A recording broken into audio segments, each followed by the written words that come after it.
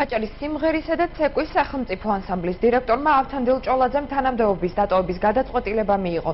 ჭოლაძემ გადადგომის შესახებ განცხადება მთავრობის აპარატში გუშინ ჩააბარა. საკითხზე თავად ავთანდილ ჭოლაძემ ჯანმრთელობის მდგომარეობის გაუარესების გამო სატელევიზიო კომენტარზე უარი განაცხადა. პირად საუბარში კი განმარტავს, რომ გადაწყვეტილება ბოლო დროს ანსამბლში მომხდარი სკანდალების გამო მიიღო. ავთანდილ ჭოლაძის გადაწყვეტილება გადადგომის შესახებ ანსამბლის წევრებმა ჩვენგან შეიტყვეს. ანსამბლის იმიჯის შელახვის გამო გათავისუფლებული სამხატვრო ხელმძღვანელი თემურ ქორიძე კი ამ ეტაპზე მუშაობას აგრძელებს. ქმედებას იგი 19 იანვარს დაგეგმილი კონცერტით ხსნის.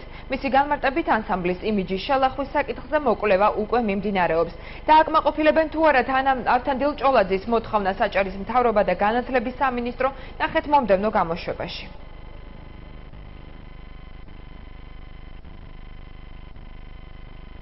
Kaina გავიგე ხა, პირველად რომ ადონავთოს დაუწერია განცხადება და იმედია მდგომარეობა დაალაგდება. თქვენ კონტაქტი არ გაქვთ ამ ეტაპზე და როგორ აგრძელებთ მუშაობა? მე ეს გეგმიური კონცერტი უნდა გამეკეთებინა და ჩემ კონტრაქტს გადავაცილეთ.